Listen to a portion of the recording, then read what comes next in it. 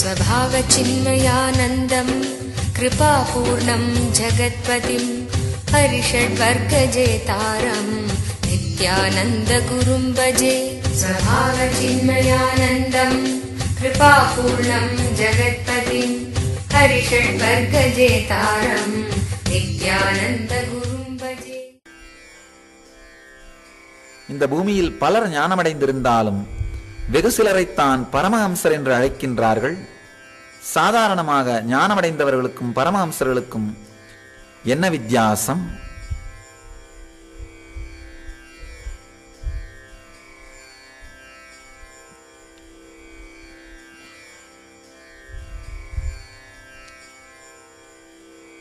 சில பேர் தாம் மட்டும் கடல்ல குதிச்சு தப்பிச்சு நீந்தி கரையேறிடுவார்கள்.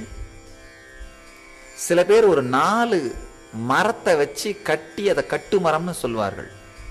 தான் தப்பிக்கிறது இல்லாம ஏதோ ஒருத்தர் 2 பேரை அந்த கட்டு மரத்துல ஏற்றி தப்பிக்க வச்சிட முடியும் செய்வார்கள்.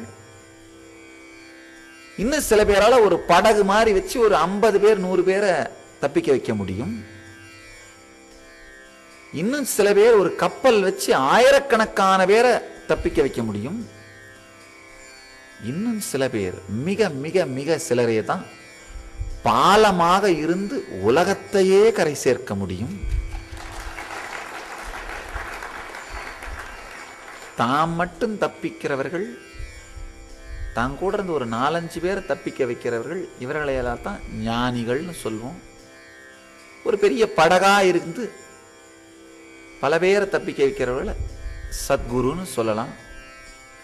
ஒரு கப்பலா இருந்து ஆயிரக்கணக்கான பேர்களை தப்பிக்க வைக்கிறவர்களை அவதாரங்கள்னு சொல்லலாம். பாலமாக இருந்து சம்சார கரையில் கடலிலிருந்து பிரபஞ்சத்தையே கரைதேற்றும் ஞானத்தின் வெளிப்பாட்டை தான் பரமஹம்சர்கள்னு சொல்றோம். அதாவது உலகத்தில் இருக்கிற எப்பேற்பட்ட மன அமைப்பு கொண்ட மனிதனாக இருந்தாலும் அவனை கரைதேற்றுவதற்கு, கரை சேர்ப்பதற்கான வழியாக, பாலமாக அவர் இருக்க வேண்டும். இந்த மாதிரி இருந்தார்களானால் அவர்களைத்தான் பரமஹம்சர்கள்னு அழைக்கிறோம்.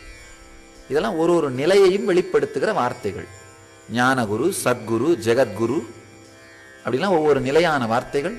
பரமஹம்சர்கள் பாலமாக இருந்து உலகிற்கே வழிகாட்டுபவர்களைத்தான், உலகிற்கே உணர்த்துபவர்களைத்தான் பரமஹம்சர்கள்னு சொல்றோம்.